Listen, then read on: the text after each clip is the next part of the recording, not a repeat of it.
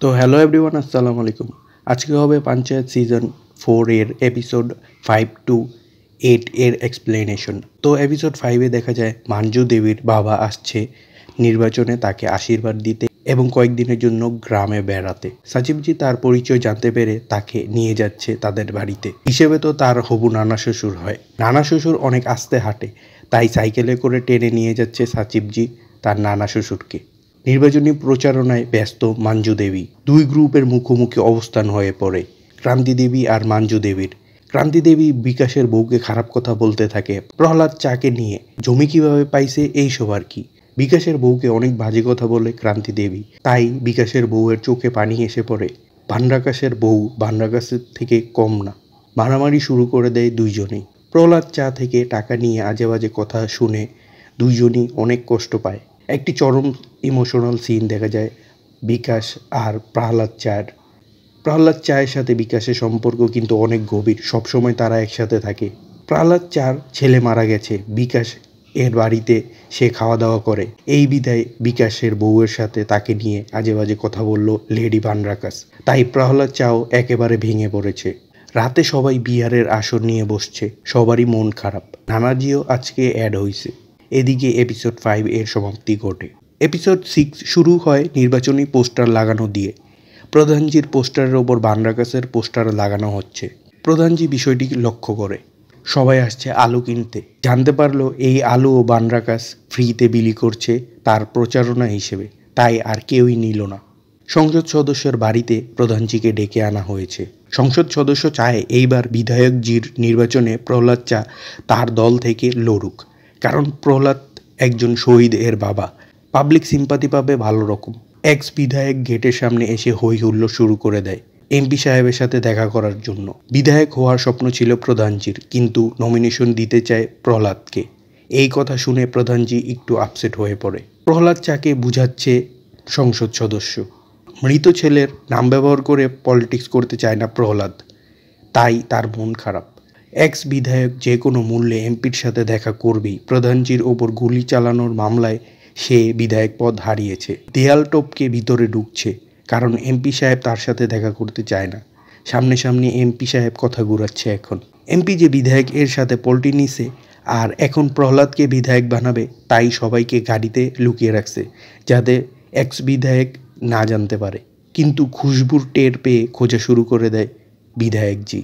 X বিধায়কজি সব কিছু বুঝতে পারে, তাকে বিধায়ক পদ থেকে সরানো হয়েছে ইচ্ছাকৃতভাবে এবং প্রহ্লাদকে বিধায়ক বানাবে এমপি, এবং তার সাথে এই পল্টিটা নিয়েছে।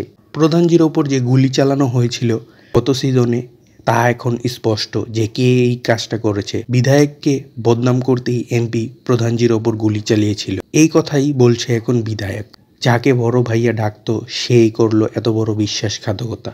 প্রধানজিও বিষয়টা বুঝতে পেরে অবাক হলো, কারণ সবাই মনে করেছিল বিধায়ক এই কাজটা করেছে, আর বিধায়ক মনে করেছিল প্রধানজি নির্বাচনে সিম্পাতি পেয়ে জিততেই নিজের ওপর গুলি চালিয়েছে। সবাই চুপচাপ বাড়ি ফিরছে। প্রধানজির বাড়িতে গোল বৈঠক বসেছে যে এমপি সাহেব এত জঘন্য একটা কাজ করলো, এখন তার হয়ে প্রহ্লাদ চা আর নির্বাচনও করতে চায় না।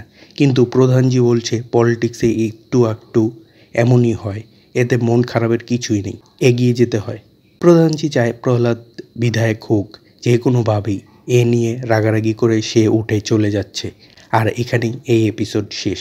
এপিসোড 7-এ দেখা যায় নির্বাচনের প্রচারণার সময় হঠাৎ ট্রান্সমিটার ব্লাস্ট হয়ে বিদ্যুৎ বিচ্ছিন্ন হয়ে যেতে।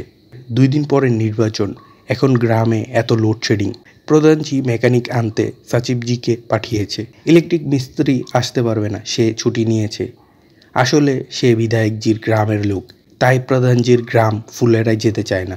17 রিকোয়েস্টেও ইলেকট্রিক মিস্ত্রি আসতে চায় না, বলে কালকে বাড়িতে আসো বিধায়কজির গ্রামে লোডশেডিং এর দুর্ভোগ কমাতে ভান্ডাকাশ 2টা জেনারেটর নিয়ে আসছে, কারণ সামনে নির্বাচন, তার দরকার সুযোগের সদ্ব্যবহার। সবার ঘরে জেনারেটরের লাইন দিয়ে দিছে প্রচারণার সুবিধায়। সবাই ফোন চার্জ দিচ্ছে ভূষানের লাইন নিয়ে, এতে করে ভূষান নির্বাচনে এক ধাপ এগিয়ে গেল আর প্রধানজির ইমেজ নষ্ট হলো। পরের দিন সকালেই প্রধানজি 4টা জেনারেটর ভাড়া করে নিয়ে আসলো, কিন্তু এখন ফায়দা কি? ইলেকট্রিক মিস্ত্রি যা আনা দরকার তা আনতেই তো সে ব্যর্থ হয়েছে। জেনারেটর মেশিন এনে কি হবে, লাগবে তো ইলেকট্রিক মিস্ত্রি। এই কথাই ভূষণ বলতাছে প্রধানজিকে।